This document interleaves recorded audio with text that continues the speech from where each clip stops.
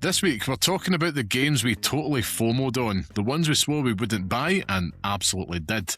Plus, Cairn has landed, so we're also chatting if this has us gripped or climbing the walls. And keeping in theme, in this week's Pixel Pick Showdown, we're naming the best FOMO game. All this and more on this week's Pixel Parents Podcast.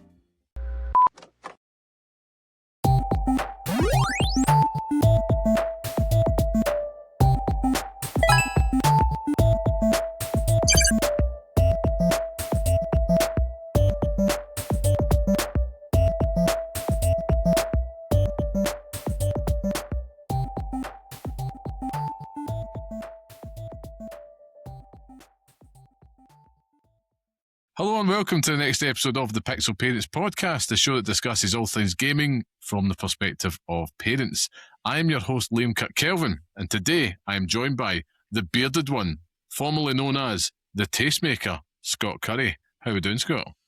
The artist formerly known as the Tastemaker. Pretty well, actually. It's been a decent old week. I'm excited to fucking talk about parts of it, but it's been an interesting week. I'll leave it at that. How about you? Good, man. It's February. January's gone. Just put that to the darkest recesses of our mind. We can crack on. Lots to be positive about, man. It's an achievement. When you get to the end of January, you're like, yes, right, here we go. And yeah, things start to get a bit of momentum. So feeling good, man. Feeling good. Feeling fine. But yeah, it's been a week, Scott. Got things to chat about in the gaming world. Excited. Yeah, I'm feeling very positive on this here February. Ooh, very positive, Scott. Very for positive. No fucking reason other than the fact it's February. It's February, aye.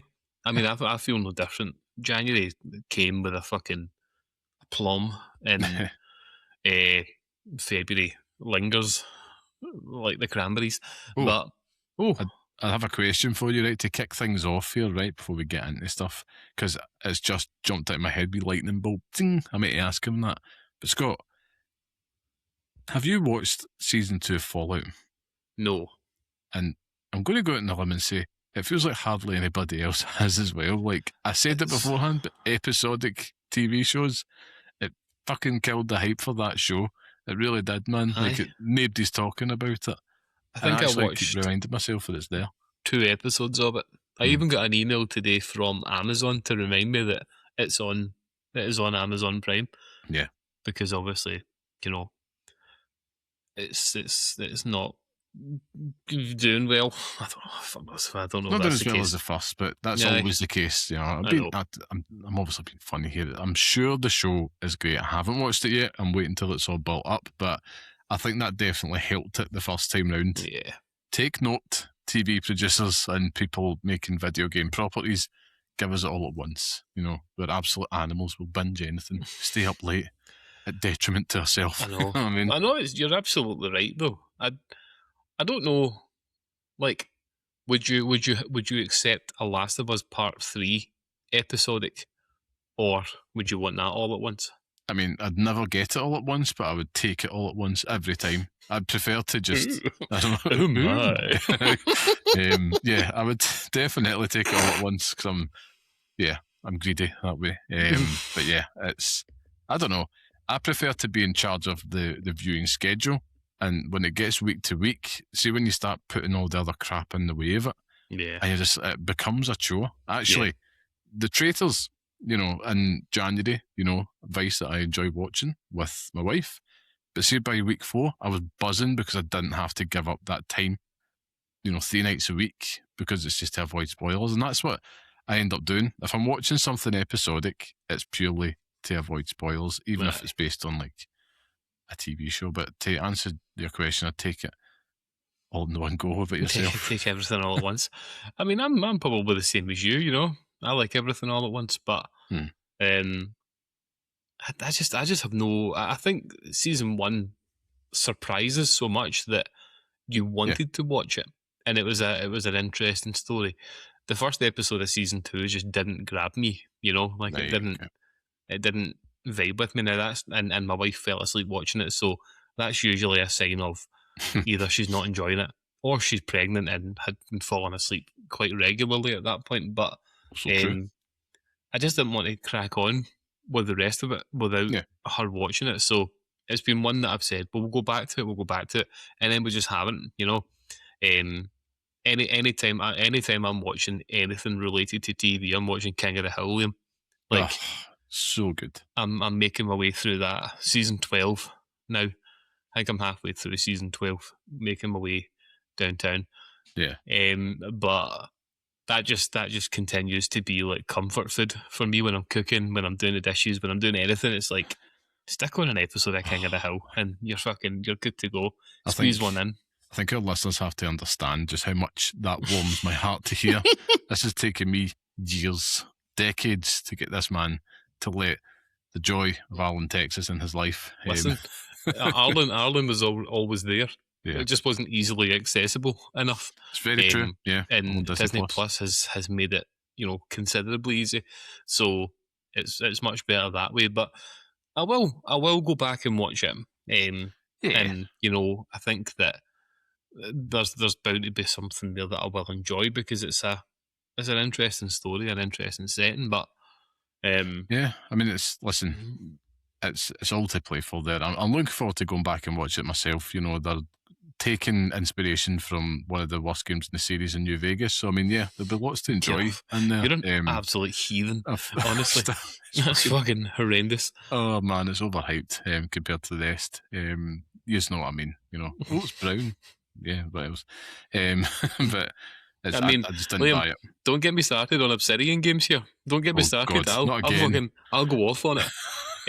Let's keep that. Let's keep that for later because yes, we are here to talk about video games. So for those unaware, this is the Pixel Parents podcast, which is a weekly gaming show by parents discussing all things gaming whilst raising little ones. You can get new episodes every Friday on YouTube, Spotify, and Apple Podcasts. Subscribe on YouTube so you don't miss our tired mugs. You can find us on Blue Sky at pixelparents.bsky.social or email at pixelparentspodcast@gmail.com. Support the show for free at patreon.com/pixelparents. Get bonus shows, community chat, cost you £0. And drop us a 5-star review.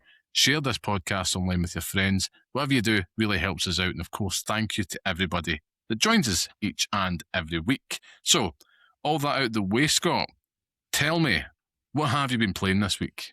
Tell me. That's from a song, but I don't know what song it is. And it's going to bug me now. Continuing on my Ghost of Yotei journey, I've been flitting between games here, Liam. Right, so this is like a flying visit through Yotei, but I decided that I'm going to make my way to one of the 6. Okay, and I experienced a very emotional story beat that was like.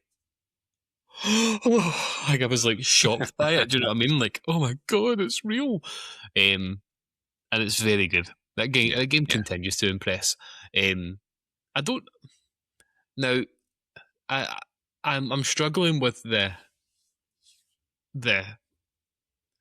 how beautiful the world is, but also how horrible everything else is about it. Do you know what I mean? Like.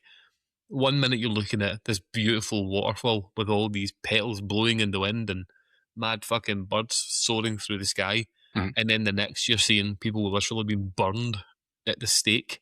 It's like, here I'm going to cut this motherfucker's head off, but then I'm going to go and pet foxes in the next 5 minutes. It's like that.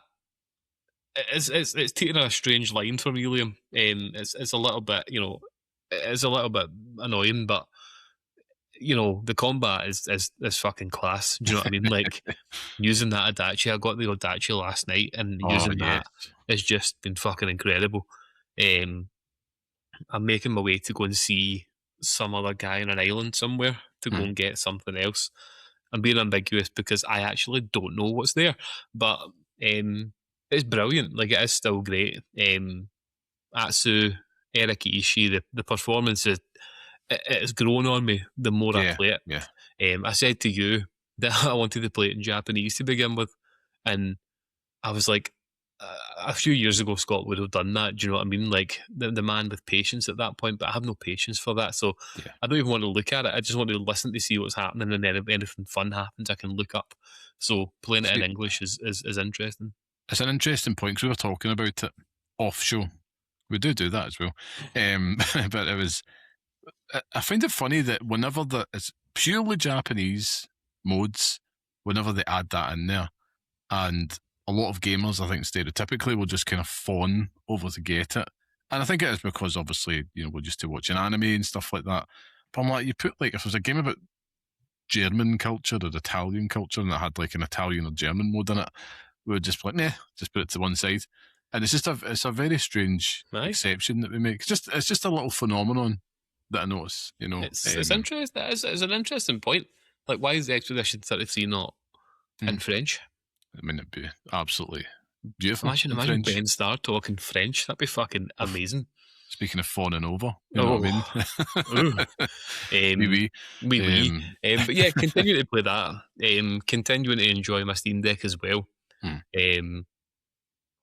Allegedly, enjoying SmackDown Shut Your Mouth even more so. Some would say that The Rock would be the undisputed champion by now, and just also won the European Championship off William Regal. So, we're making strides. It's fucking so stupid, but I love it. In manufacturing, like, I cannot just have a rock bottom or a people's elbow. It is both. So, you have to get two pips, burst out the rock bottom, and then the people's elbow next, and that's a showman. That's a showman right there. Nothing but a showman. PSL1 when you're doing it, and it gives you that mad spinning camera thing as well. It's like, man, so good. So good. People fucking shit their pants over No Mercy and stuff like that, Liam. Listen, right, full stop in that for a second. Here we go. Absolute fucking pish. Like, it's only love because it was the first to do it. SmackDown Shut Your Mouth, the SmackDown series in the PS2, quintessential wrestling media, better than No Mercy, better than anything. Like, I mean, so objectively better games, yeah. I mean, if you put them in front of us just now, you really are picking that. Yes. No Mercy.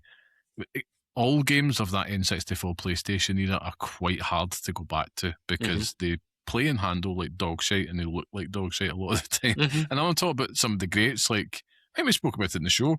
You put like Metal Gear Solid in the hands of the youth who haven't played it before, they'd be looking at it going, what is this Vaseline nightmare? And yeah, I get it. They would play Metal Gear Solid 2 over that every day of the week just because it's more palatable. But the SmackDown games, yeah, I mean, my favourite's always SmackDown 2, but I can't deny when it got to PS2, those early years in particular, it was just absolute dynamite. So absolute dynamite. Even the parts when you're running around backstage, talking to people, talking to Tori Wilson every single time you see her. It's like, excellent games, man. I remember the days. There's one game we've both been playing it, so we're going to save that I'm going to keep that for the end. But the Steam Deck it's been used for that. I've been continuing on with the Seance of Blake Manor. Never has a game made me feel so stupid, Liam. And it's not because it's difficult. It's just a lot of information all at once. You would eat it up. You're going to fucking love that shit. And I'm constantly looking. So my eye has been drawn to Digimon Time Stranger for maybe about 6 months, right? And I'm like, I really want it, but I'm waiting for the price to come down. See if the price hits a certain point on Steam, it'll be getting fucking bought, and that'll be the game that tied me through, babydom, and that'll be what we're looking at there. But apart from that, nothing else much really. It's been kind of flitting here and there between different games. So yeah, I've been playing the big one that we're going to talk about, Ghost of Yote, sorry. And I think I played my Switch. I've not really played my Switch that much. Yeah, I want to go back and finish and even actually just play Stray Children after that recommendation last year. It's one that got away from last year, so I think that it's one that I definitely do want to kind of take some time and play, because it does have that Undertale sort of Toby Fox DNA in it that I love. So it's definitely something that I'm keen to get back to. But I'm finding that my time at the moment, I'm sorry, but I'll come back to that in a second, but I'm finding that I'm really struggling to sort of sit on one game for the moment.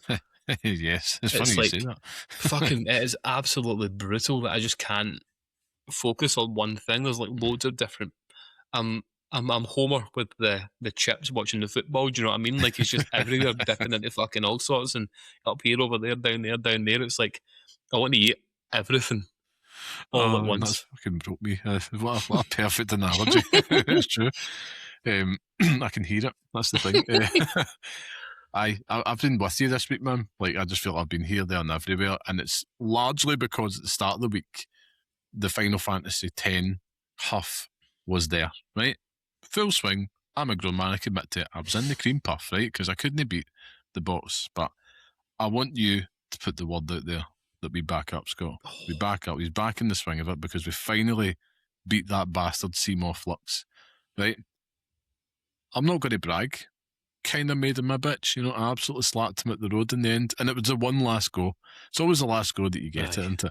But it worked, In fact, I would probably admit I was kind of passively playing at this point because I had just given up. I was like, I'm just going to try it one more time, and I was just chatting away to my wife whilst I was doing it. And of course, that was the one. I was like, oh my God, I've finally done it. And, now that I'm past it, what I'm finding is the game is now really fighting me every step of the way. Like, the scrub fights now are tough. And I know I just need to grind, right? But also, fuck that, because it's been something that I've always loathed about JRPGs. And it's always that part of me, particularly older ones, like, respect my time. Just let me get on with this very, very incredibly long story at this point, because I'm so close to the end. And I just want to kind of see it out. And I'm stubborn because I have enjoyed my time with Final Fantasy X, but I want to give a more rounded, conclusive thought. Finishing Final Fantasy X at this point, having put 30 plus hours or something into it at this stage, and I'm going to keep going. I'm on a boss fight just now, just about to exit this, and I think I'm about to go back to, I think, basically a penultimate area in the game. So I know I'm not far. Who's the far, boss? Scott. What's the boss fight? Sanctuary Keeper. It's a Sanctuary Keeper. Hell. It's a pain in the backside, but I've got it. I've got it down. I just need to really properly try. I was just kind of half-assed playing it last night, and actually, truth be told, I put it in sleep mode when I was going to sleep, because I was like, halfway through a battle, I was like, it's pure cardinal sin stuff for me, but I'm like, nah. So yeah, I'm going to get back to it, and I'm committed to finishing it because it was a challenge, and you know me, these games will take a wee bit longer, but I have been, same as you, dipping in and out of stuff, and Scott, I'm out of control. I'm out of control, man. Like I'll start with the easy stuff. Mini Shoot Adventure, right? My happy calm place, right? But in between those frustrations, fantastic game. You should pick it up on Steam, right? Sectori, started playing that, which is There he great. goes. Sugar rush that I needed, but just like you had accurately predicted, either on the show or off the show. But you know my love for Geometry Wars, so you know that this is going to go straight to my veins. So that's going to be like a mainstay in the ROG. Not one I'd advise you play just before you go to sleep, because it's just going to wake you up. But yeah, I'm out of control, Scott. I started Dark Souls 2 again. Just went back in the weekend during my huff periods. I've been really craving it. I've dipped it in conversation here and there, but I just feel like a replay is there. But then I thought, well, I've got Elden Ring on the ROG here. Let's just put it up on the PlayStation just to see what my build was like. So I've just been kind of going in there with my, with Dolly farting, just absolutely hench, going in between all the kind of main map outside the DLC. And I booted it up, and it's right after the last boss of Shadow Dare-Tree, and I forgot. I had totally respected my full character just so I could beat that bastard. Right. Yep. Just for that cheese the day before it got nerfed. And I feel like a replay is here. But I was enjoying just getting back into the groove of Dark Souls 2 and talking about it in Blue Sky at the weekend, but it's such a unique atmosphere in the series, and I can't quite put my finger on it. No other game in the series matches the atmosphere. It's quite off, yeah, in a good way. And yeah, I'm just in that zone, and it's worrying because we're on the eve of Neo 3, which I believe will be out by the time this show goes live. I'm not purchasing it, but I'm in the window, Scott, just like you, but it's like, and I fear for one of us. Someone's going to fall on the sword, and it's most likely going to be you, because you're a sucker for Neo. Let me just talk to you for 2 minutes about Neo 3. Please do. Because there's a demo available on the PlayStation at the moment. You'll probably get it elsewhere, but I've tried it, Liam. And I'm still not convinced by it. I'm still not. I'm not enjoying it now. I can't tell if I'm not enjoying it because I'm pish at it, Uh-huh. because my my tolerance level for it just wasn't there. Like, I was dying and I was like, what the fuck is this? Like, annoying me. And I just don't know how I feel about it.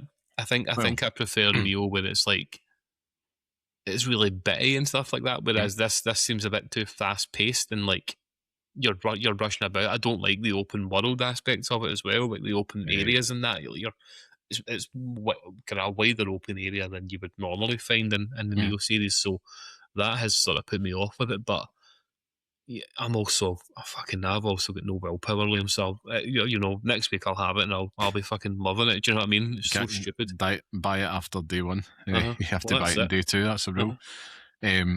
But so that the streets understand here, right? We aren't just talking about a standard scrub on Neo. This man here, Scott Curry, is the sicko that platinumed Neo 2 during the pandemic, just Did indeed. after having his child. This is the levels of depravity that we're talking about here, folks, and that's how we know Neo 3 is going to make it to this man's hands. Because it's impressive. Because I remember picking up Neo 2 as well. I loved the first one, absolutely loved the first one. Second one, picking it up, and it immediately like slapped me into place. Like it was I don't know if it was on purpose, but that opening area was enough for me to be like, nope. And I managed to get through it, but I was like, Jesus Christ! Like at this point, I was a bit more skilled within that type of action RPG, Soulsborne type stuff, and then thinking after the first Neo, which really it was a game, an exercise in patience and Yes. learning the systems. But it just, like I said, it sped things up, and that's him a wee bit. Maybe you're right. I should go check out the demo I would. before. I think you'll find some. I think you'll find some enjoyment with it. I really do. I think that there's a game there that you will really enjoy. It's just kind of different to the second one, and I fucking love Neo too. So it's a tough one, but I'll um I'll let you know. It's out in the 6th, so Yeah, I'll it's let got you know pretty on the decent I'll let you know reviews on the though. 7th if I've got it. I mean, it is. It's a good Neo game. Like there's nothing wrong with it. It's just you know I'm not entirely sure about it yet, but Do you think? aye, I mean, I'm not sure. I'll need to go and check some of the other reviews to see where it runs best. It seems to me like something I'd probably pick up on PlayStation, to be honest, instead of handheld on the go. As great as it would be, I'm also a wee bit wary of some of these bigger games. Even on playing the Ally X, I'm like, still, you can push it within its limits. I mean, even things like Oblivion Remastered makes that thing absolutely sweet. To be fair, does look the business, but it's yeah, prequel to the first game. Interesting. I don't know. We'll see. But by the time this goes out, yeah, Scott, you'll be playing it. You'll get the full verdict next week, people. That's all I'm saying. At I'll this buy it point, in the 7th. I'll buy the day 2 edition. yeah, buy day two. I mean, listen, if it's one of those ones that I'm passing Asda or something, it's a decent deal, and I might just accidentally trip and fall, and it goes beep. I was like, how the hell did that happen? Oh, Oh dear. But yeah, we'll see. We'll see what happens. But there has been another game we've both been playing this week, Scott. I'm going to pass it over to you. A game that I'm very intrigued to hear your thoughts on in full after you were talking about it on Blue Sky this week. So take it away. Tell us what that game is. tell us all about it. For our American friends and brothers overseas, the game that we're playing this week is Cairn, not Cairn or Cairn. It's Cairn. It is a climbing game. That's basically it. Open and shut. That's it. Open it, shut. It's climbing game. That's it. Done. You play as seasoned climber Ava, who has tasked herself with climbing the mountain Kami, which I love that. So you're dropped in the training area to begin with, and given this is these are 8 different fucking things, training climbing walls to go up, and you get to practice it. And basically, what you do is you control each 4 of her limbs. So as you move up, you reach up with the left arm, hit square, reach up with the right arm, hit square, left leg, right leg, and you make your way up the mountain. Find yourself in footholds, tiny gaps, blah blah blah. But you're basically that's what you're tasked with. on top of that, you're also managing different meters of, hunger, thirst, tiredness, and there's a third one, and I don't think it's ever been something that I've looked at. What's the third one? Oh, I can't remember. Hunger. Cannot remember. I've not really Fuck paid. is that? This is the thing. Like, that's the one part, the survival stuff, I just ain't paying much attention to as I'm playing Yeah. it. Well, you don't have to because there's accessibility options where you can turn them off. But basically, you're climbing up this mountain, and that's how it starts. So you're dropped in, and then you finally make your way to the mountain, and that's the beginning of this journey. And as you travel through it, you start to learn more about who Ava is and how she's, an absolute bastard. Quite possibly one of the most unlikable characters in video games when you first meet her. It's really hard to enjoy the time with her. She literally screams as she falls, like obviously, but like in a way that it's like not through fear, it's through anger because she should be doing better. If you're making any mistakes, she's always like, come on, blah, blah, blah. And she's actively shouting at you. But as you make your way up this mountain, you're also finding different artifacts and, trinkets from people who have either died on the mountain or an ancient civilization who live on the mountain, and finding out a bit more about them. So it's not just you versus this mountain, it's you experiencing life on this mountain.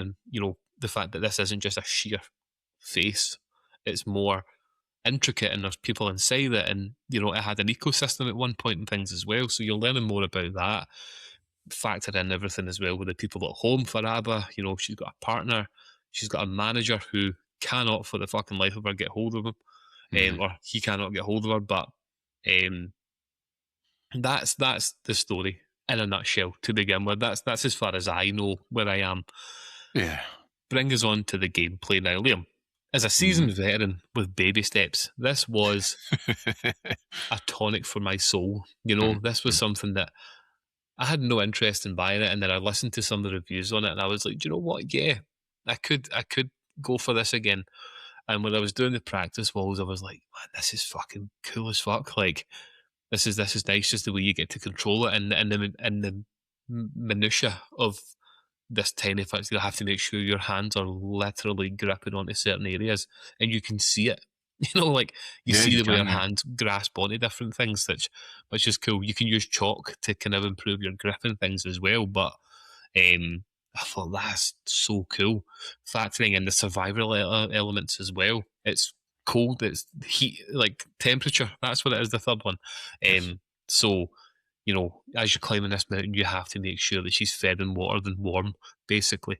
And if she's not, it makes the climb even more difficult. Like there's been Yeah. situations where I've started climbing, I've not eaten enough, and I've started to be going all blurry and shit like that as well. So you can't really see what you're doing, which is cool. And she can black out and stuff as well, so you lose progress, but you also just see her pure like hanging off the end of the wall, which is cool. But as I say, this was a real tonic for me to begin with, and I enjoyed the first 8 or 9 hours that I put into this game, Liam. Mhm. Um, I made it to a specific area, and I was like, "There's two ways up. I can go up through the inside, or I can go up and go out the outside." But I wanted to see what was inside because it was just there, just within reach. But the walls and the climbing things like that was just a fucking nightmare to get around. Yeah. And I got Yeah. stuck there for an hour, and I was just like, why am I doing this? And then I'd done it, and it was like, there was a reward at the Yeah. end of it. It was like the pot of Mhm. gold at the end of the rainbow. It's like, oh shit, man. Now I need to fucking keep an eye out for all this. So I done that. Fine. Managed to make my way up further. And then the hunger and the water and Mhm. stuff like that starts to become an issue again. And I was like, surely there's ways to get around this. And that's when I saw in the accessibility options where you can turn that off. Yeah. So if you don't want to have to deal with that and just have to deal with the climbing of it, you can. There's also an option on there, but if you fall, you can rewind it to the point before you fell and sort that out, which is great. Which might, change the tide for me there. But bringing me now to a couple of days ago there, where I hit breaking point. This was my mountain, my Mhm. personal carry, but I was climbing up this one bit, and it felt like I was just going, instead of going up, I was just going like, I was like video game stock with this fucking AI stuff. I was going up and then I was just coming all the way fucking back down again. Up and then down, up and then down. And what is it? The definition of insanity or something like that. It's Yeah. like doing the same thing over and over again, expecting different results. Yes. I was doing that over and over and over again. And I was listening to friend of the show, John, who podcast Gaming in the Wild. I was listening to his episode on it, listening to his review, and what he was saying is that he was just banging his head against a brick wall with it. At moments where he felt like everything was fine, it was just kicking him straight back down. And, there's a game there to enjoy, but there is so much that it's doing against you that it's like, fucking just give me this. Do you know what I mean? Just let me get past this point and I'll be fine. But then it was like, I'm just not enjoying this anymore. Like the first parts of it were great. I was really enjoying it. And then it was just like, why the fuck am I suffering through this? I could be stabbing people in Yoti. So I was just like until the cream puff hit, Liam, and I was just like, I can't even have this on the dashboard of my PlayStation at the moment. No. It is deleted off the dashboard, and it'll sit somewhere until I decide that I'm ready to come back and do it again. It is the Pandora's box. It's in the Pandora's box of my PlayStation hard drive. It's like that will open and I'll have to play it. But for now, at least, I was just like, I've had my fill, and Yeah. I'm done with it. But what about yourself? Yeah, I mean, I echo some of it. I mean, for me, it's as close to Death Stranding, I suppose, as the original. So you can get very novel take on climbing. This whole thing, was it like every climb is a boss type thing. Very meticulous. Gameplay zeroing in on that minutiae of your very hand and foot placement. It's quite novel, and it's something I played with the podcast on, appreciating the views, the overall vibe. Survival mechanics are cool, but you talked about accessibility. I turned it off, man. Then I was just like, yeah, cool. I'm not there for that. I just wanted something that's like, I'm going to go climb this. So I did that. Then I found about the rewind stuff, and I'm like, yeah, cool. So I just sat there, listening to podcasts, just kind of trying to scale this wall. Then there was like some bad weather coming in, and I'm like, oh, I'm getting Breath of the Wild vibes here. I'm just slipping down. And I did find myself stop starting a lot. It didn't really grip me as much as I had hoped there, Scott, so to speak.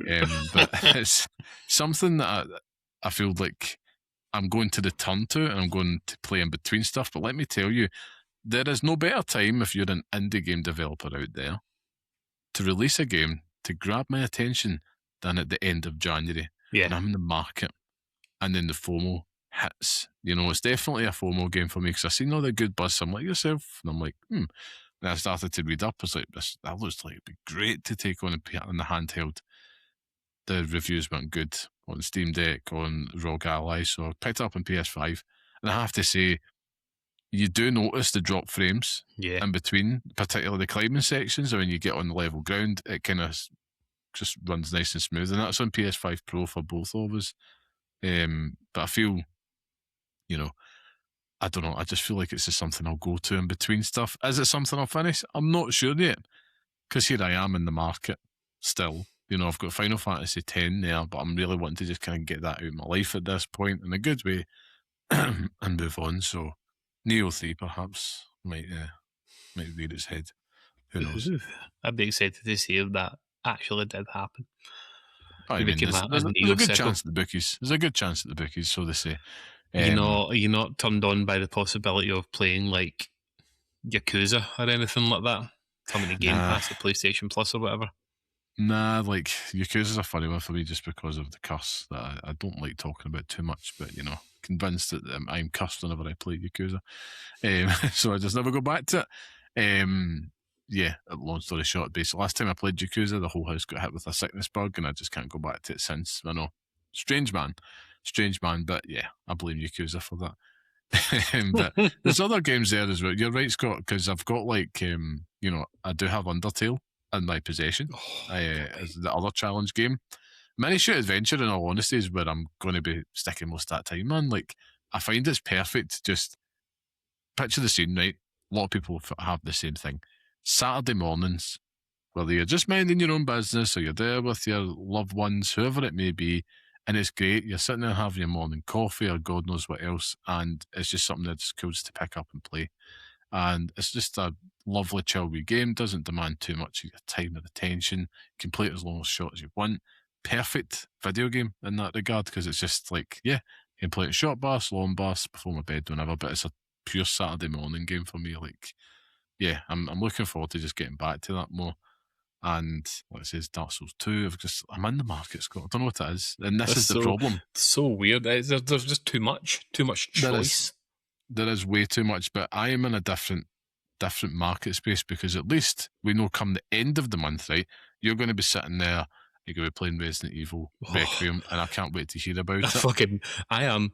My hype levels for Resident Evil Requiem have hit nuclear levels, Liam. Like, so they should. It looks excellent. Absolutely shitting my breeks for this game to come out. I cannot wait. I do thoroughly look forward to just seeing, how you get on with it, hearing about it. Who knows? Maybe he might stream. Who knows? Maybe we convince him. But I won't do it because I'm a fucking coward. It's not a wise investment for me, Scott, to spend 70 quid in a game like that, where I'm going to just cack myself, and not enjoy it. I think this could be the one, Liam. I really do. I mean, the one was Resident Evil 4 and 5 back in the day, and I could just about, tolerate them. But then, since Resi 7, it's just put the creep levels up. 7 is particularly creepy. I think for somebody like me, a total coward. I mean, 8.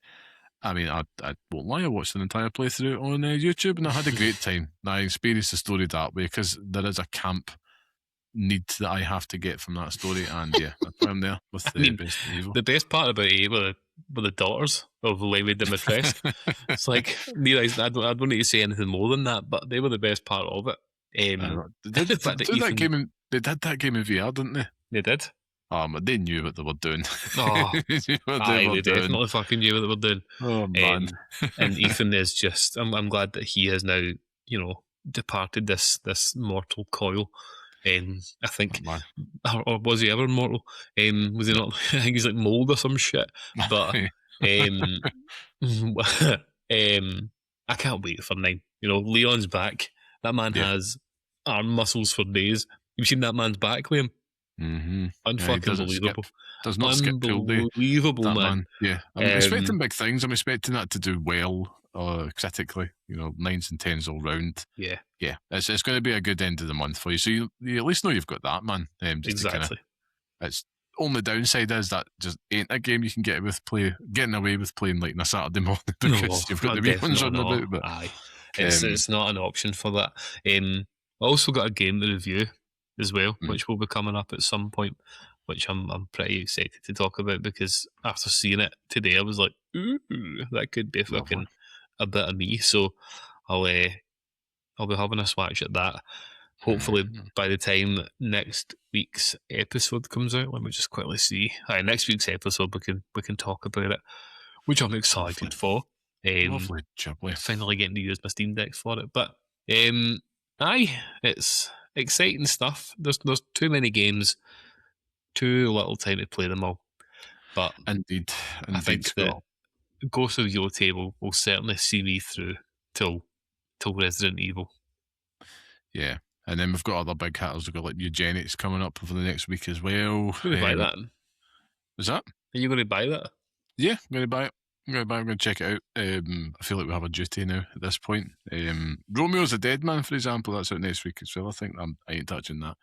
I want to like Suda 51 games, but also I don't. Like, that man is, the games that he makes are, games for me. Like, it's shit that I would enjoy, but I just don't. So it always just seems a bit too try-hardy. That's the thing, yeah. I feel like I've always been told I should really hype this guy up, and his games just never really justify or warrant it. But I say that with I say that carefully because you've already been cancelled this month. I don't want to join you in the circle of hell. Listen, speaking of which, man, You could have been vindicated this I week. I am fucking vindicated from the source. Yes. Absolutely fucking disgusting things, Liam. Tell them. If I start speaking about it, I will. You know, it's in a nutshell, right? You can go back and listen to last week's episode, but basically, Scott had just made the point, right? And I'm paraphrasing here that, the Xbox studios, why some of them are made to release so many games in the 1 year. Just a simple point.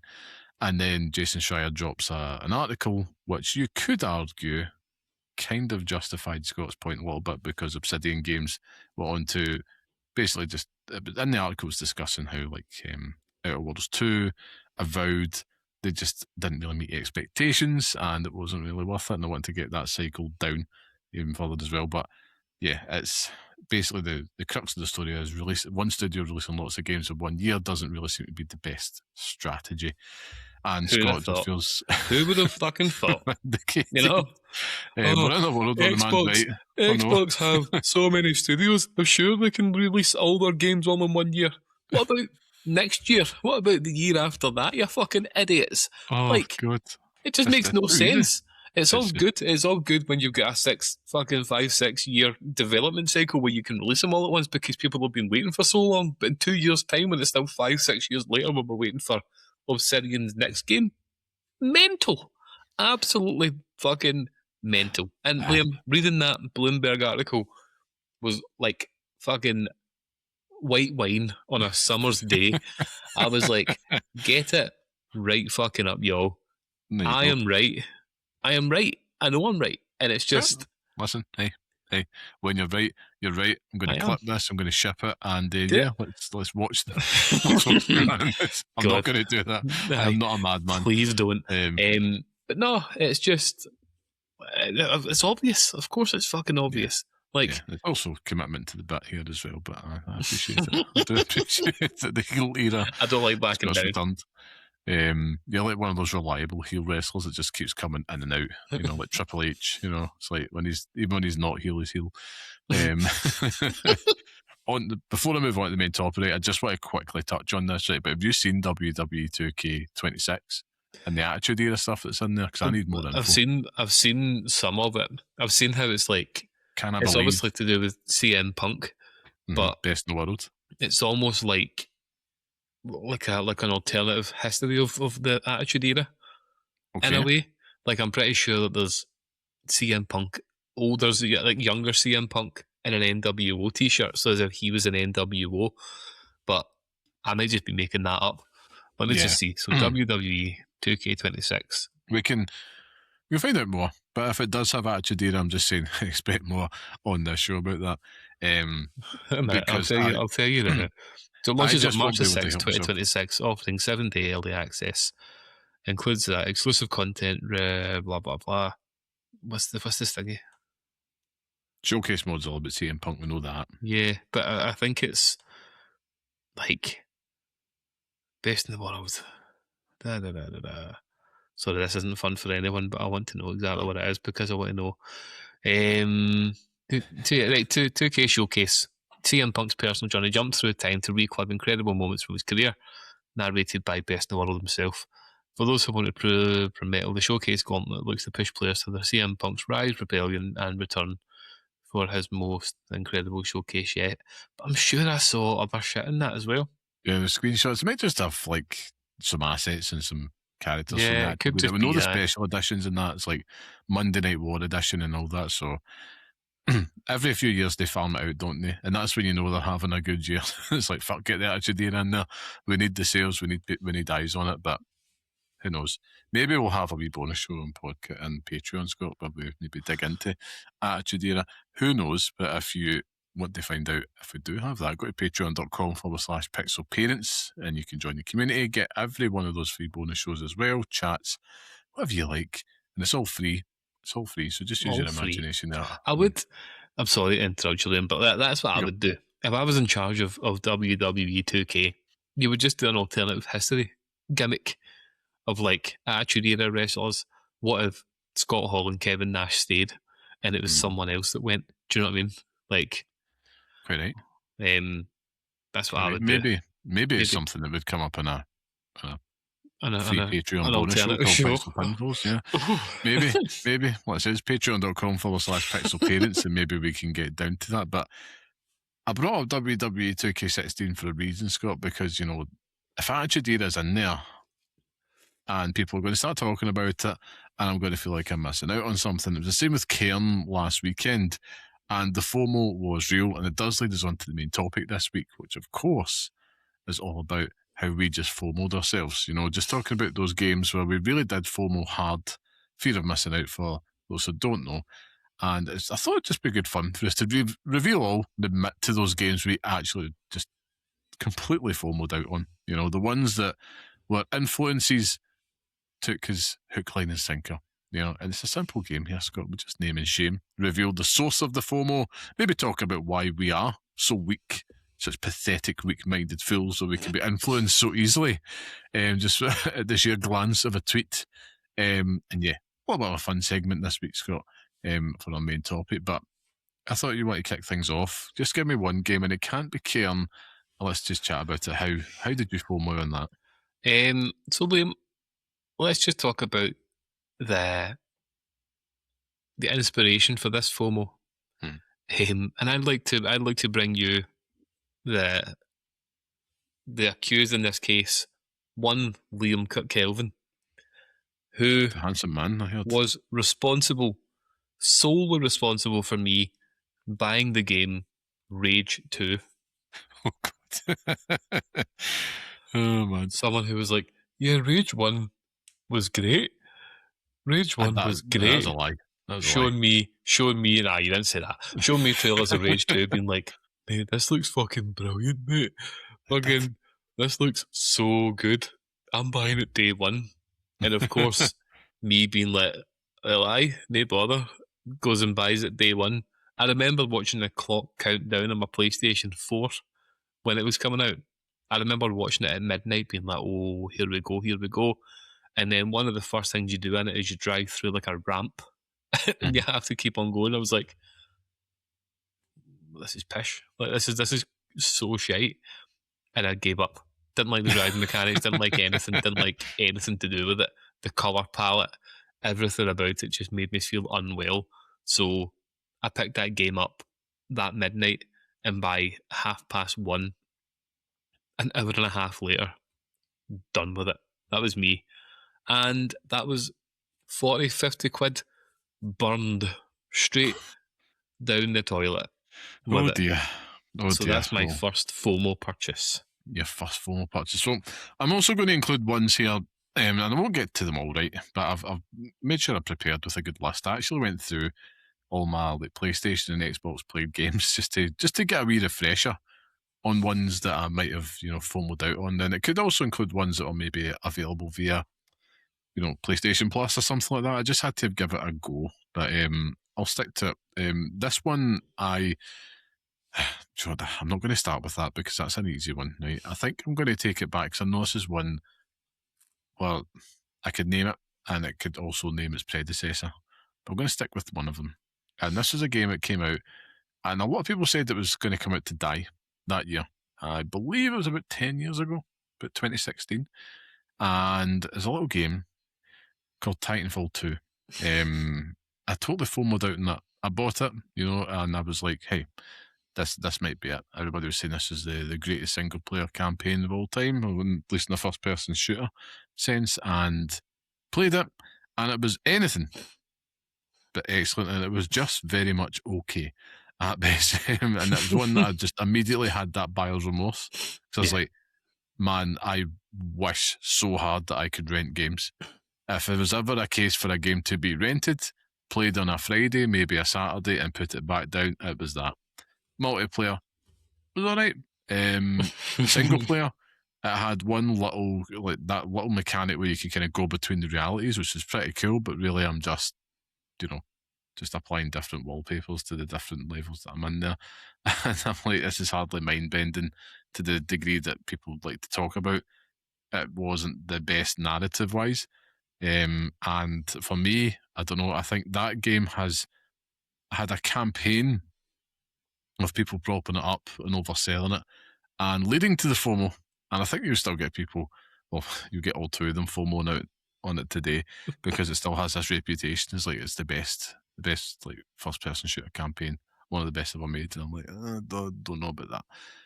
But that's just my feelings on it. But yeah, Titanfall 2, and I suppose you could argue, this might hand back to yourselves, Titanfall 1 is one where it was a big FOMO, and because people went and bought consoles to play that Yeah. game as well, including yourself. We both did. Including me, yeah. We both did. But then you played it, and it's not that like this game was terrible, but we were totally influenced. Aye. Drinking the Kool-Aid, like this game's going to change the game, man. This is going to come after Modern Warfare's launch, all the rest of it. And it was just okay. Just okay. It was a shame, wasn't it? It's a shame. Sometimes all the game needs to be is okay, William. Not every game has to be fucking Call of Duty.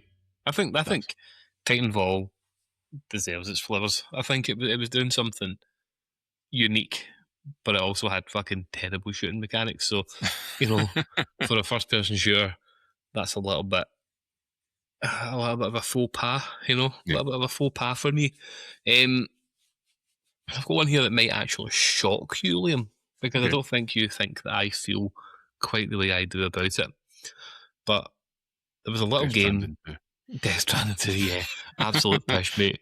Worst game ever made. Metal Gear Solid 3, worst game ever made. No, the game that I want to talk about is actually a game from fucking hell, it's 3 years ago now. So, I'm a sucker for a fighting game.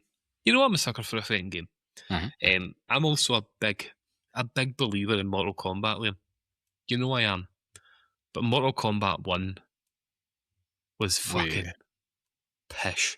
Was that 3 years ago? 3 years ago. Jesus, wet. 2023 came and went with a fucking whimpers. That game was dead on arrival. You know what I mean? Not even John Cena could save that fucking thing. When you start wheeling out, a Homelander and what was his name? The Scream cunt. Ghostface. Ghostface, yeah. There you go. You're on here.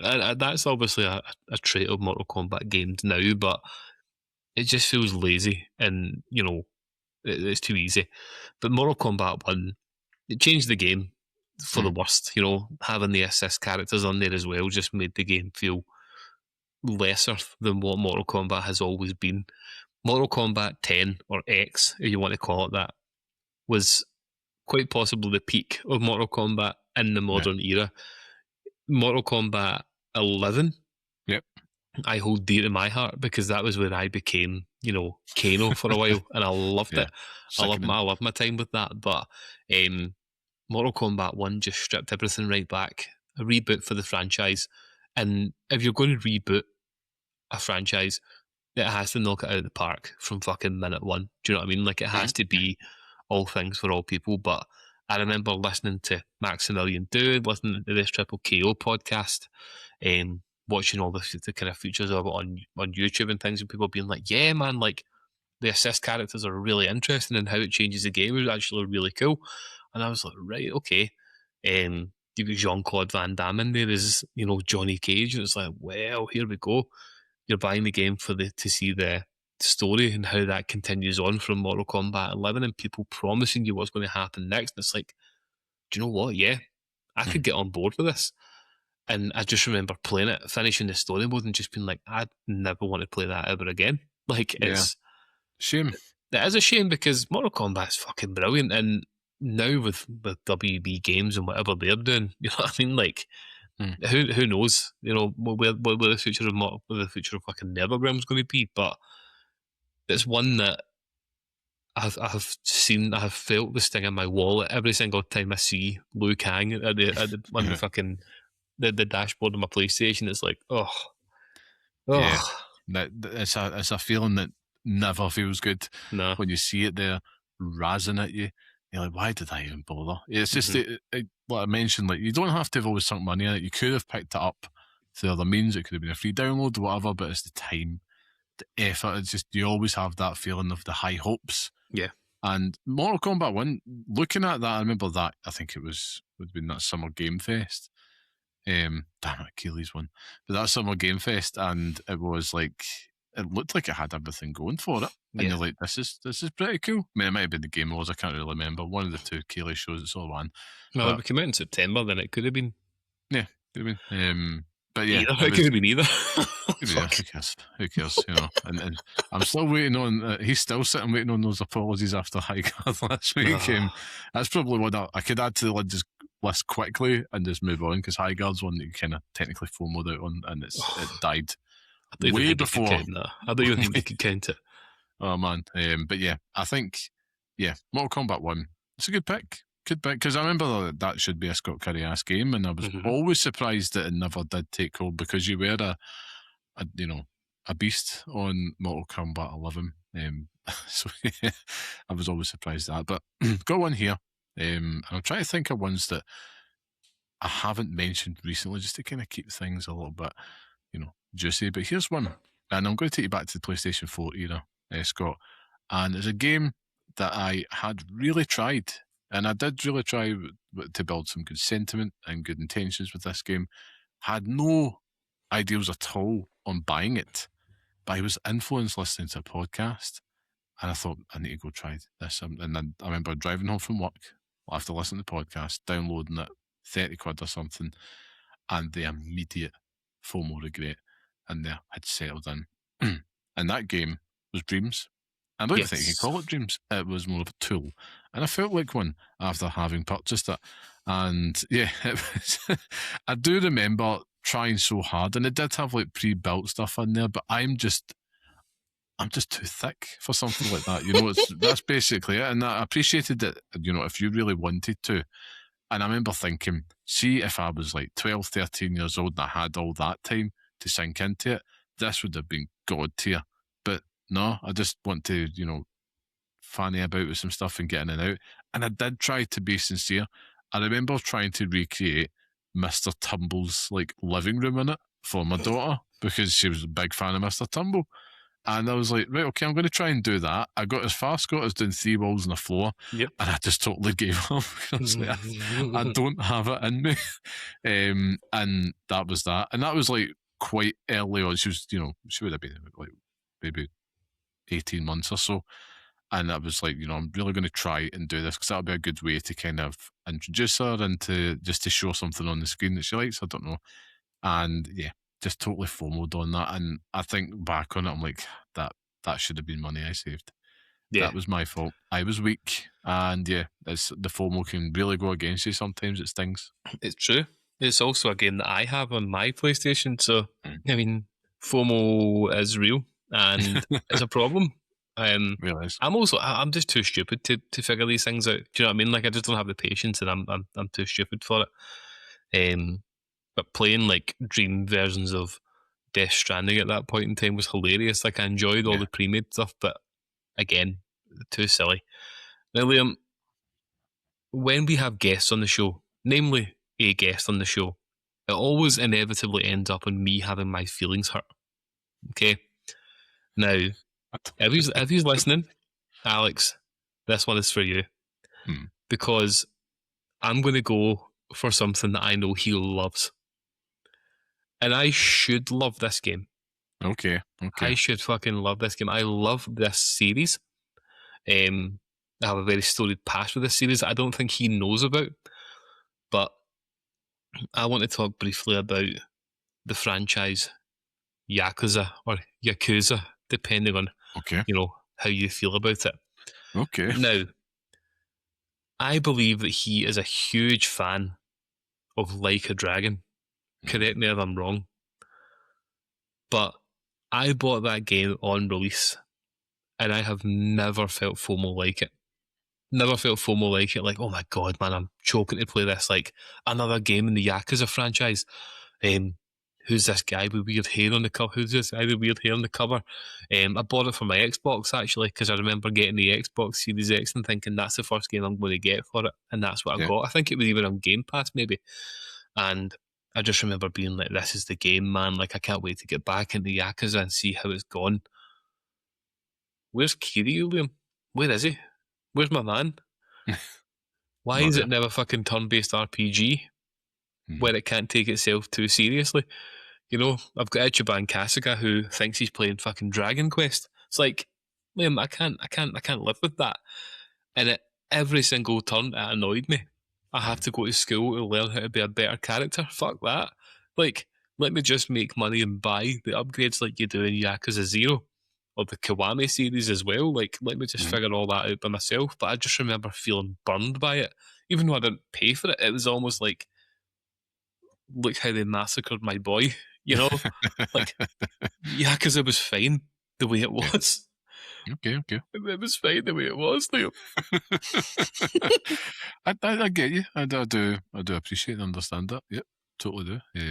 Listen, I know you're more of an OG Yakuza fan. Well indoctrinated before the Lad series came about. So yeah, I do get it. I do get it. It's one that I've always been surprised at, but I suppose it should come as no surprise Mm-hmm. because that is the spin off where you've just kind of kept your distance. Because Yeah, usually it's like, I didn't even like Ishin in that as well. Like yeah, when it took it back to that's old right. Yeah. samurai times and they had a gun, which I thought I had a dream about that game, Mhm. like before I'd even played it, and it played significantly better than that game. And like in my head, I want to make Yakuza Ishin with a samurai with a gun, a samurai with a katana and a handgun. I've got it. I've got the vision in my head and the way it works and how Mhm. it should play, and that didn't play like that, and it always bothered me. Maybe they've got that. I can't remember the name of the future project they're working on, but that does look class. Stranger Through than it. Yeah. heaven. There we go. That does look class, to be fair. And it's always, I'm always waiting in the wings. And I think it's a really good point because whenever there is a new Yakuza game coming out, the FOMO on that is strong. Yeah. Hence why I think it's done so well. But sometimes the FOMO can be positive. Yes. Sometimes you can be like that, fear of missing out, you get it, and then you have the time of your life. Let's face it, most times it doesn't happen, but every now and then it can do that. And I'm going to move on to the next one here, Scott. Keep things breezing here. One here that I've got on my list that we both experienced the strong FOMO, and we thought we'll jump in. And that was a game called Back for Blood. That we both jumped in on because we thought, do you know what, this is it. We're going to go in there. It's going to be like that Left 4 Dead experience, which we would have missed out on back in the day when that came out together. Played it separately, but like together didn't play it. Had a few nights with Back for Blood, and we're like, this is absolute dog shite.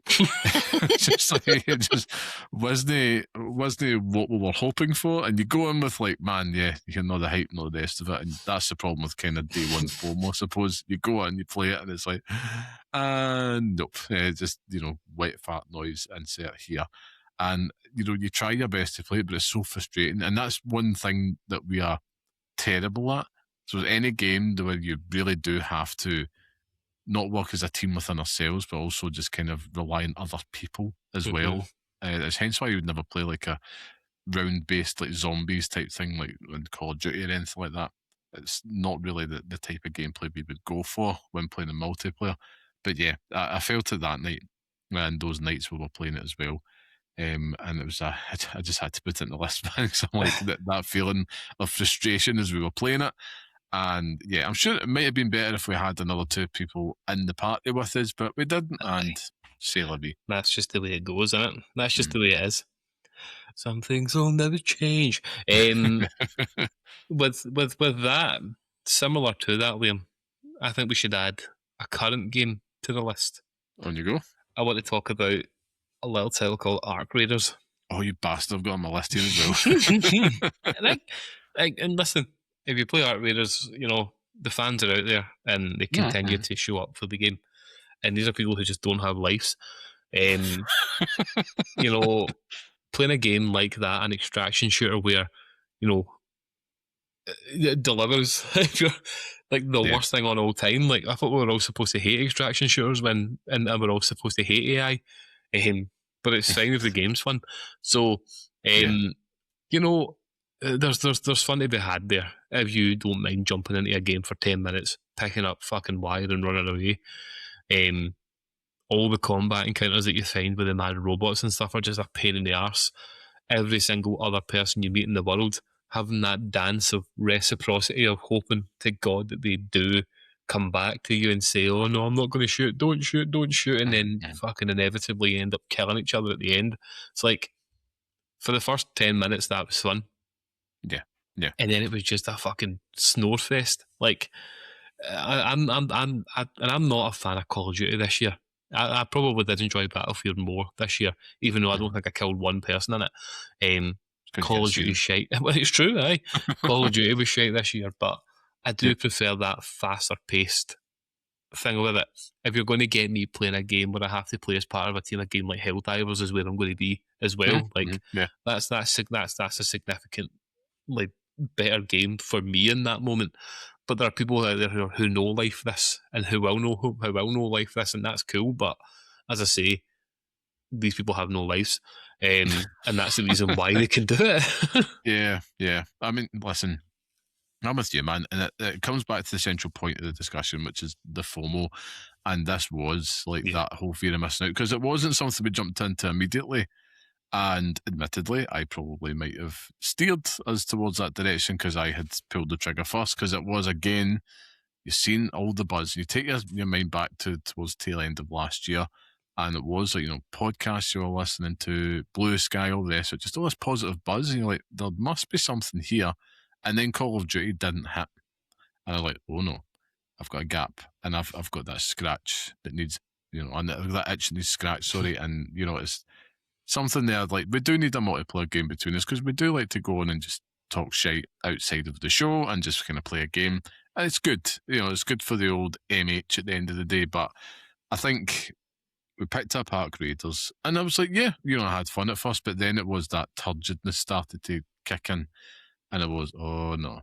It's just that feeling of, and I knew straight away because it wasn't, when a multiplayer game takes hold for us, even though that we are tired, busy, we'll always still make the time. And it's not an yeah, every night thing, right? But we'll always still make the time. It's like, do you want to jump on this night, that night, and we'll do it. And it didn't happen here. And that's always the acid test. And I'm like, man, this was a total FOMO game. And I will go back to Outriders at some point because it's something that you can play on your own just because I'm stubborn.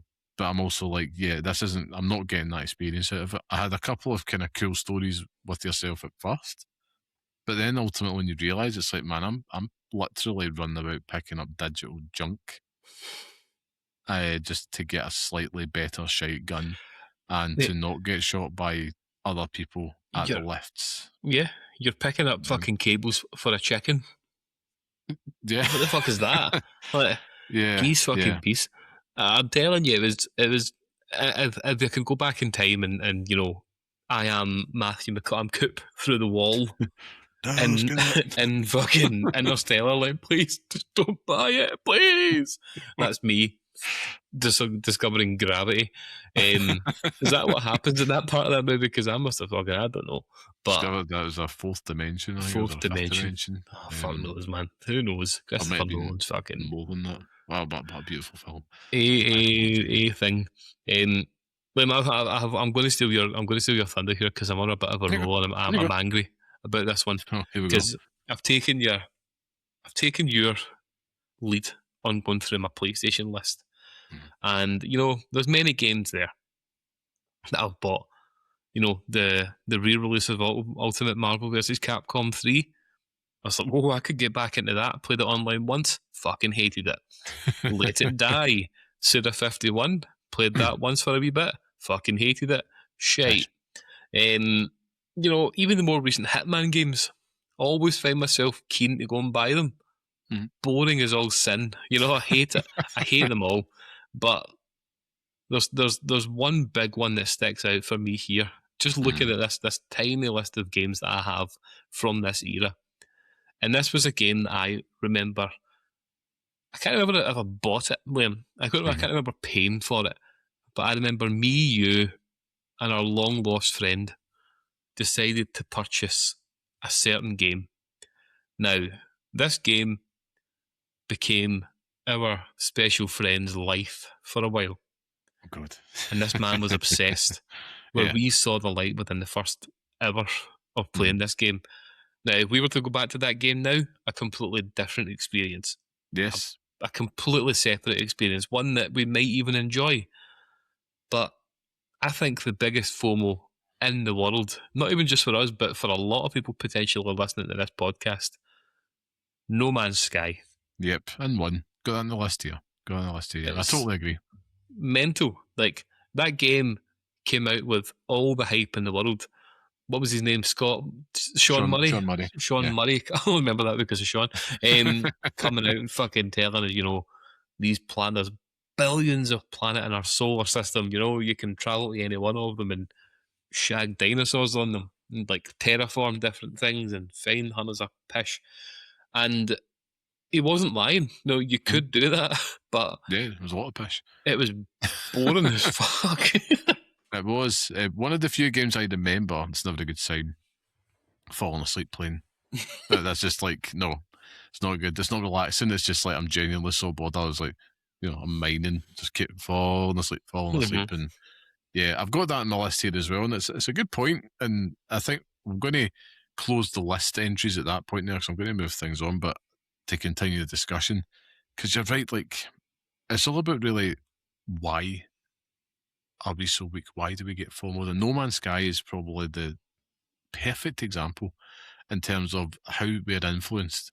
And when we're looking at him coming out on the stages at E3 and all the rest of it, and then it goes into the coverage aspect. Now, to be fair, I think the previous cycles weren't particularly guilty of like, man, this is the best game ever. They're very much like, if they deliver, and it's a big if, this could be fantastic. And I think they were always disappointed as the rest of us upon release. But it's a fascinating phenomenon that, films and all that, I don't know if it's the same thing, but with games, like, we're always in that search for their new favourite. More so than ever, we're quite rabid. We're hungry, always looking for something new. And I think that does make us more susceptible to, hype. And it's also because gamers, hype is a love language. Hype is a currency. And, we're the only, probably one of the few fandoms in the world that get so pissed off and wound up at each other over marketing, and as opposed to the actual product itself. And a lot of these games were very, very guilty of letting their imaginations run a wee bit wild. And I think that does feed into the FOMO, particularly when you, for example, Star Wars 1313, right? Or if you take any game that Jade Raymond was supposed to build, or Amy Hennig, in her head, it's like that would have been the best game ever if it came out. We'll never know because it's our imagination telling us that. But that same imagination is the same one that when you hear someone just giving you a wee bit of confirmation bias, that little spark of excitement, and then that's it. The FOMO kicks in. You go buy it, and before you know it, I've got a copy of Inside, and I'm like, that was so boring. And, the cycle keeps on repeating. I don't know what we can do to not be weak, Scott, but, yeah, we've all got those stories about like how we are just weak-minded fools, I suppose, as gamers. But No Man's Sky is a great pick in terms of how we all FOMOed ourselves at that point. And it's a shame because I've heard that it's brilliant now. Yeah. I did try to replay it in the last year or so. It might have been about a year ago, this kind of turn of the year phase when you're in the Goldilocks mood. And it was just too confusing for me because I'm a thicko and I just don't have the time for it. But yeah, I don't know. Do you think there's any other reason why we are so weak, Scott? Are we all just, susceptible muggins to some strong influencer marketing, or is it something else? I think that by design, we're always looking for that next best thing. Do you know what I mean? We're looking for that game that is going to revolutionize what we play and give us a different experience. And someone telling you, we can procedurally generate 4 million universes all at once sounds fucking class. And the concept of flying from place to place is cool. So using No Man's Sky as an example for that. But the hype-led nature of what we enjoy about video games obviously doesn't help the fact, like... Yeah. If it was just a case of boring reporting where you can read it, it's like, all right, okay, but we're hearing voices, we're seeing video, and everything is a hype package. I've never really fully understood the whole concept of the gaming industry in terms of how it's marketed in the way that you have explained it to me countless times, and I could not see it until recently. And it's like that it's not normal the way that the industry works. Is that everything is just excitement based? It's all hype based. It's like we have to generate excitement for this, for that, for this, for our own content, but also we're not helping punt these games, but it's helping them by helping us. And it's kind of that's a two-way street. Now, that's not to say that the industry is guilty for our FOMO, because the way it works. Yeah. ultimately we hit confirm on the purchase screen, and we play these games, but I think it's just the nature of the hobby we've taken on, in that it's naturally just something that creates buzz and creates excitement, and you're always just looking for that new experience. So, aye.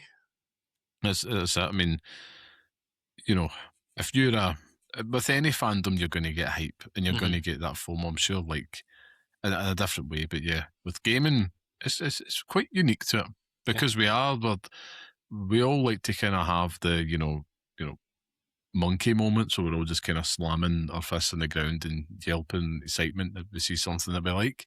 And if we don't, you might throw feces. It's just it's one of the two with gamers. But it's such a strange phenomenon when you look at it and you actually start to deconstruct it. I mean, I know, like, I've been guilty of it many a time. Like, how many times we sat there and I'm watching like a E3 Summer Game Fest event, and it's like, man, that looks like the greatest. This will be the one. This changes it. I mean, it happens time and again. I wish I was a better gamer in regards of being able to overcome that and be like a little bit more discerning. But at the same time, this hobby does let you just be a total unadulterated consumer.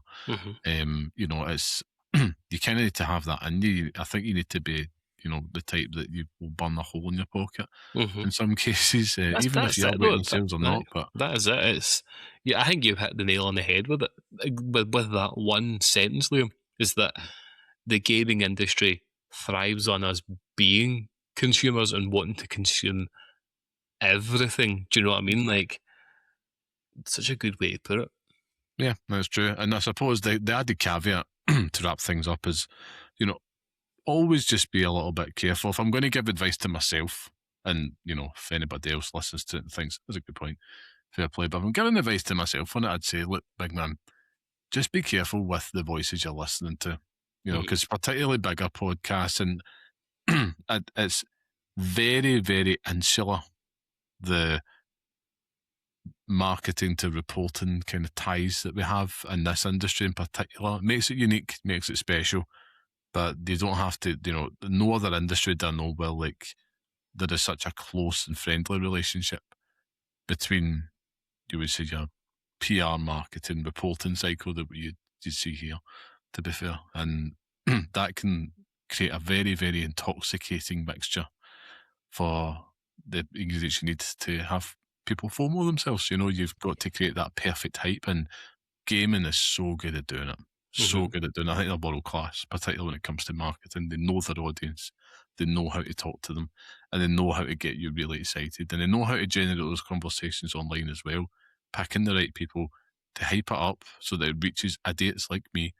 And I go, man, this is the one. This is really it. I really think that Dragon's Dogma 2 is going to change my life, and then I buy it, and then it doesn't, because I'm like, oh my god, this is terrible. Then Scott puts 70 hours into it and rues the day that he FOMO'd himself. So well, I'm glad you brought it up, Liam, because I was trying my hardest not to. But true to form, Dragon's Dogma 2 was absolutely fucking dog shit. So enjoy that.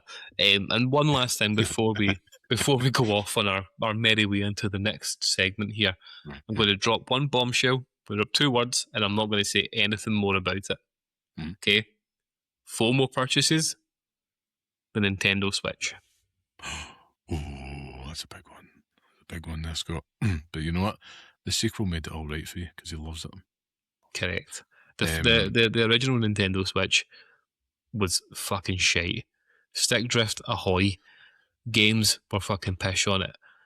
Everything was strained. That thing was held together by, hopes and dreams. It was a And toy. it was a toy. It basically was a fucking toy, and it just ran. The only reason why it was good is because you could play Mario and Zelda on it. Anything else, if that game didn't have if that console didn't have Mario and Zelda, then you'd be fucked. But the Switch 2 is a significantly better I mean, upgrade, and it's Switch night and day. 2 really is as close to a perfect console as I think you could get. Yeah. And I say that now almost a year until 6 months removed. But yeah, we'll come back to that. But that is actually a really good one, though. Nintendo Switch, if I look at it in the cold light of day. Proof of concept, it worked. It changed the industry. Nintendo's best-selling console ever now, I think. But yeah, it did increasingly become a dust magnet. A dust magnet. There you go. There he goes. Admittedly. That's it. I'm glad you said it. I only turned up for the big uns, Yep. I turned up for the European games in that one, Scott. I'm not afraid to admit. Armchair supporter of the Nintendo Switch. A plastic venue. Yeah. I know. But yeah, it's a good one. Good chat in terms of the FOMO stuff, because we've got to be aware of these perils, particularly, if you've not got a lot of time.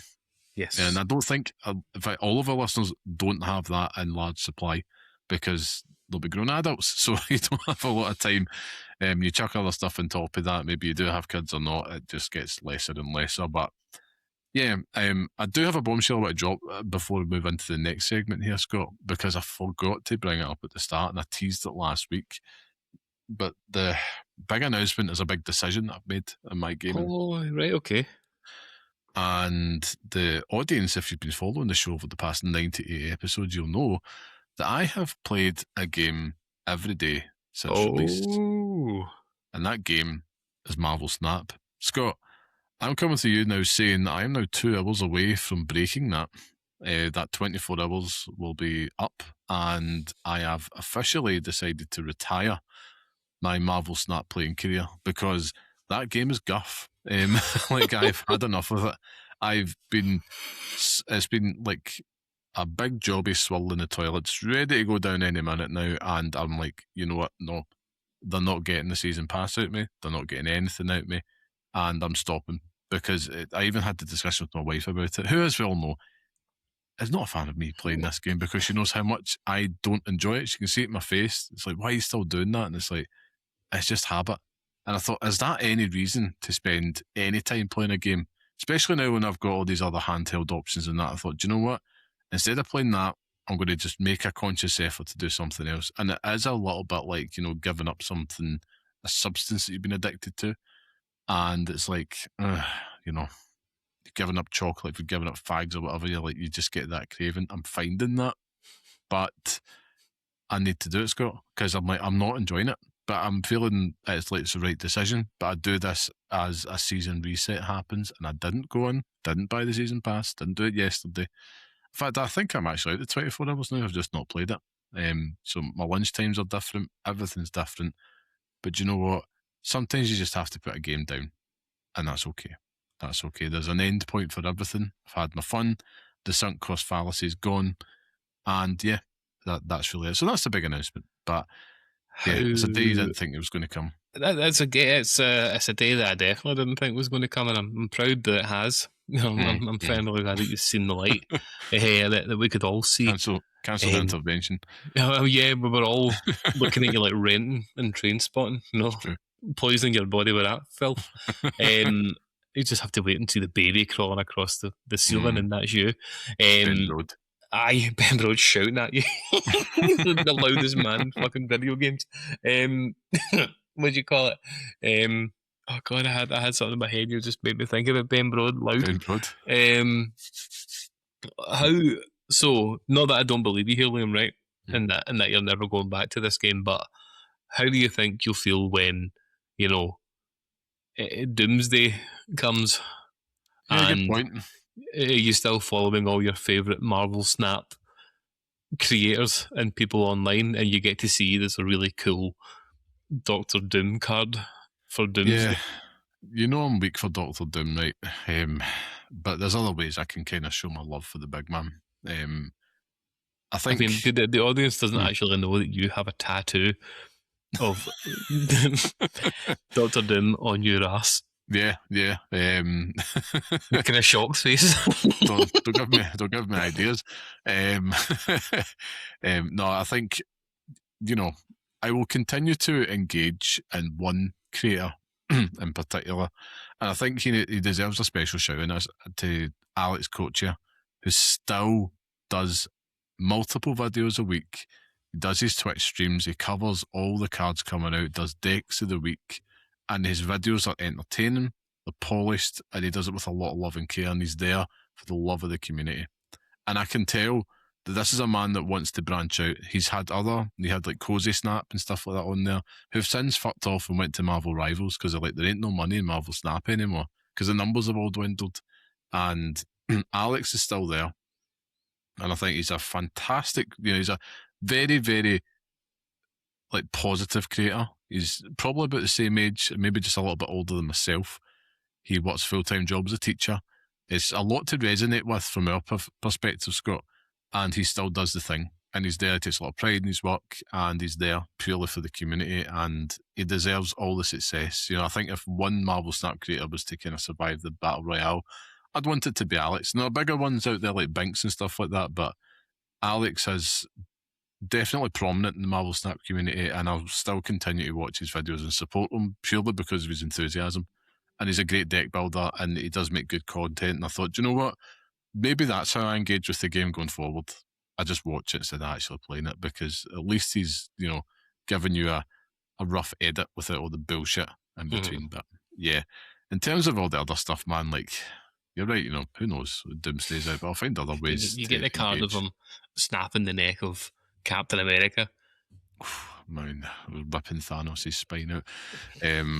Oh man, Doomsday is absolutely going to be fantastic. I can't wait. I'll commit to this, Liam.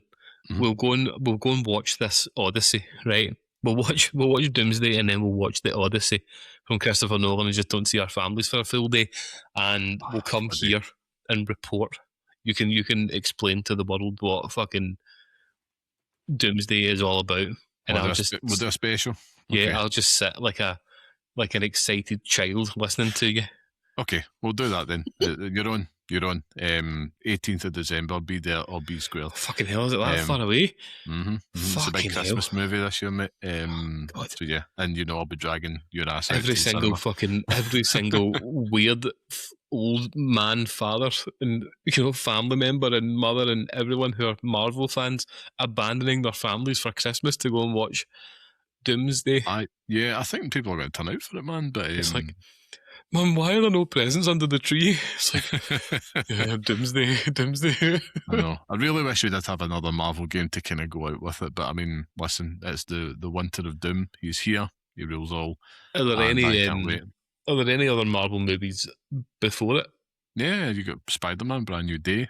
Wonder Man's on Disney Plus now. It's maybe fantastic. Have you seen the thumbnail image for the Wonder Man on Disney Plus? Like, have you looked at it at all? Not yet. I'm keeping it for the weekend, so that's my next on my list. So is it Ben Kingsley? Yep. Just look at his face on the initial image when you first open it up. It looks fake.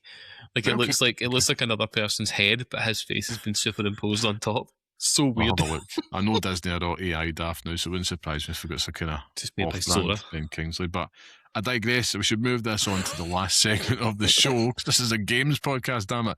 Which means that it's time for the Pixel Pick Showdown, where each week we each pick a game from our chosen theme, decide which one deserves to live on the Hallowed Pixel Picks list, which is a definitive list of the best games we recommend and pass on to the next generation of gamers.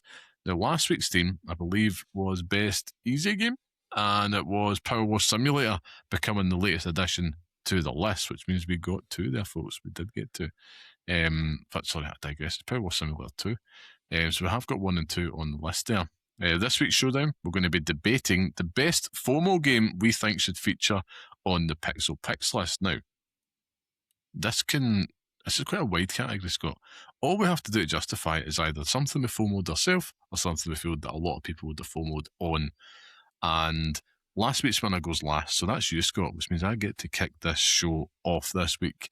Now, I think I've got two belters, right, coming in strong here. I think I've picked a strong squad, and I think they're going to go and get a score for me this week.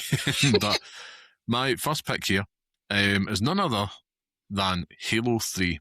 I think that this game is a big shout. It almost was my pick for best FOMO game because this was a game that a lot of people just went out and bought the damn console for, including friends of mine, just to play this game. It was literally that fear of missing out. It was a moment in time you just had to be there. When the chief came to finish the fight, you wanted to make sure you were there, playing on multiplayer. And Halo 3, man, if I could bottle that hype that we talked about up, it was something else. It was absolutely something else, man. 2007, incredible time to be a gamer. And it was just even made all the better with these friends who never had an Xbox 360 running out to get the 360 just to play that game so you could jump online. And it was that feeling of like, this is great. The buzz and that fear of missing out had totally helped contribute to that buzz when the game came out. So yeah, Halo 3 for me is definitely with a shout as my honourable mention. But my pick this week, Scott, is inspired none other than yourself. And that game is a recent FOMO edition. And I'm surprised I didn't mention it earlier. But it's also, we talk about best FOMO games, I think it's going to take some beating. And my pick this week, Scott, is Hades 2. A game that I believe created the sense of FOMO, which led you to get the Switch 2, which you did mention on the show a few weeks ago. And I think this is a positive case of FOMO because it's like, you know what? Hades 2 just looks that irresistible. Those gods look so damn sexy that you just had to go pick up a console to get your hands in the game, and it ended up being one of your favourite games of last year. So it was win-win-win. And yeah, that's going to be my pick for this week, Scott. Hades 2.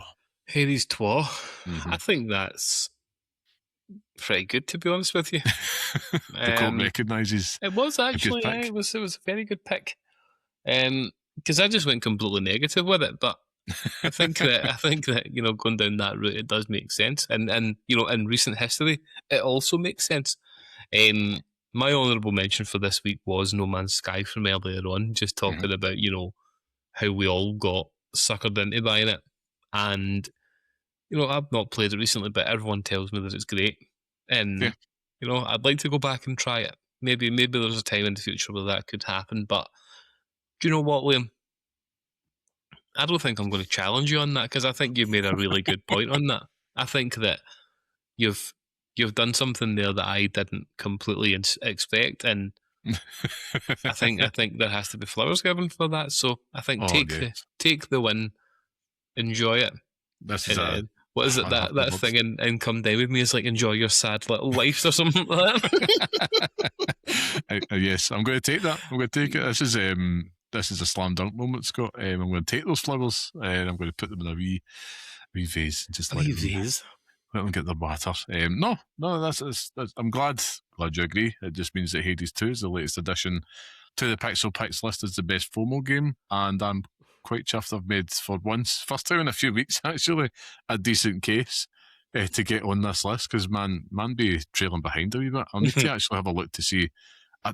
Biggest mistake I've made is not put down who won what in those weeks, like whose pick it was, because some weeks it was shared, some weeks it wasn't. But yeah, that is officially week 90 on this, or entrant 90 on the Pixel Picks list, because just the way the show works out, there's about a 9-week lag, so unfortunately it's not going to be 100 on the episode 100.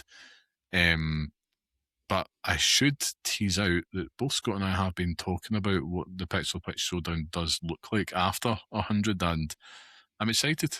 I'm very excited because we might have stumbled across something that's going to be a lot of fun. So look forward to that.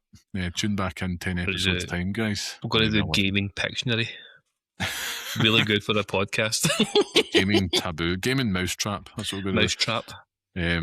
But yeah, we're getting there, man. I'm looking at it, and it's probably a good time to remind before we wrap things up, as the episode 100 is only just 2 weeks away. So we want to make sure that we get as many people on board the Pixel Parents podcast train to help us celebrate this milestone. So another challenge for all you lovely gamers out there listening. If you hear this, you've got this far, just do what some of our lovely listeners did last week as well. Just go and give it a wee share on Blue Sky. Give it a share anywhere. Give it a thumbs up. Follow us on Spotify. Subscribe. All that type of stuff. It really does help. And we just want to get the word out, because what I tend to find, Scott, is that we gamer parents are very active on Blue Sky, but damn are we difficult to reach sometimes. So, and we know we're out there. We know they're out there. So just go give it a wee share. The ones that keep doing it every week, we see you and we do love you and we so appreciate it. And yeah, we can't wait to celebrate episode 100 with you. But that does bring us to the end of this week's podcast. Week 98 done already, Scott. Just begun. Dude, so thank you once again for joining us. Remember to support small independent games media. If you like what you hear and enjoyed the podcast, please share on social media and tell your pals what you do. It makes a big difference. But join our free Patreon community at patreon.com/pixelparents to support the show. And it's now test time. Scott, where can people find you if they want to follow you online? I can't remember the words to that song. I am available on Blue Sky, llamaman.bsky.social, sending out pictures of Ben Kingsley, because why does he look so fucking bad? He looks hand-drawn. It's very bizarre. Scott has since shared that picture with me, and I'm quite terrified. But yeah, I look forward to seeing the commentary on Blue Sky on that. If you want to follow myself, you can get me at carmelite.bsky.social.